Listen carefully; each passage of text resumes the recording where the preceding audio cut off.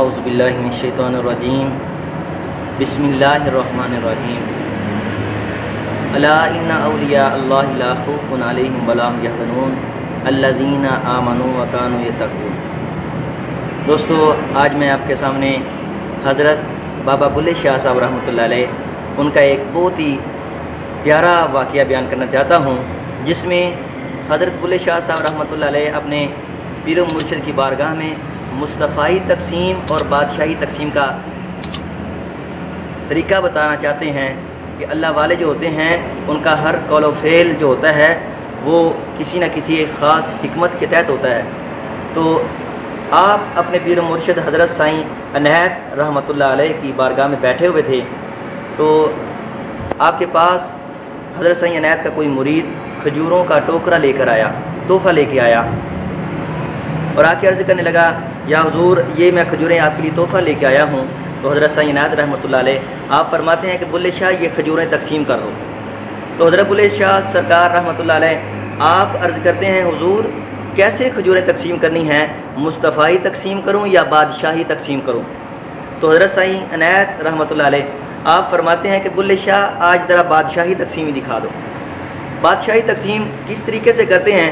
हज़रत बाबा बुल्ले शाह साहब रहमतुल्लाह अलैह खजूरों का टोकरा उठाते हैं, अगर कोई गरीब नज़र आता है तो उसको ऐसे ही घूर के देखते हैं और उसको साइड पे कर देते हैं, और किसी को 2 खजूरें दे देते हैं, किसी को 5। अगर कोई अमीर बंदा आ जाता है या कोई नवाब बंदा आ जाता है तो उसको ज़्यादा खजूरें दे देते हैं, और जब अपनी बारी आती है तो आधा टोकरा अपने घर ले जाते हैं। आधा टोकरा उठाकर अपने घर में ले गए और वापस आके हज़रत साईं अनायत की बारगाह में बैठ गए।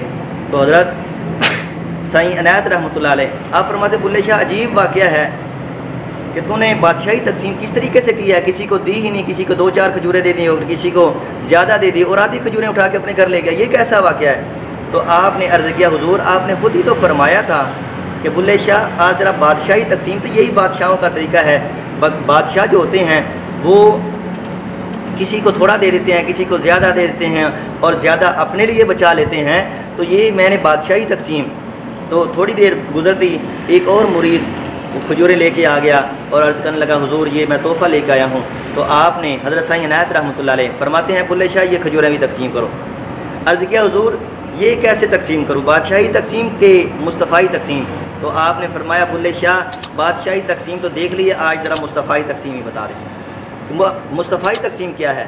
हज़रत बाबा बुल्ले शाह साहब रहमतुल्लाह अलैह आप उठते हैं, बिस्मिल्लाह शरीफ पढ़ के दाईं जानब से खजूरें तक़सीम करना शुरू कर देते हैं।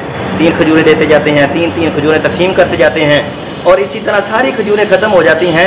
और जब सब खजूरें ख़त्म हो जाती हैं तो दामन झाड़ के अपने पीर व मुर्शिद की बारगाह में बैठ जाते हैं। तो आपने फरमाया, साईं अनायत रहमतुल्लाह अलैह आप फरमाते हैं कि बुल्ले शाह अपने लिए क्या बचाया है? तो अर्ज़ करते हैं, या हुज़ूर यही मुस्तफ़ाई तरीक़ा है, यही मुस्तफ़ाई तक़सीम है कि महबूब करीम अलैहिस्सलातु वस्सलाम आपका ये तरीका था कि आपकी बारगाह में जो भी आ जाता, कोई गरीब आ जाता, कोई अमीर आ जाता, कोई अपना आ जाता, कोई बेगाना आ जाता, तो आप किसी को खाली नहीं लौटाते थे, कुछ ना कुछ अता कर देते थे और अपने लिए कुछ नहीं बचाया करते थे। हुज़ूर ये मुस्तफ़ाई तक़सीम है।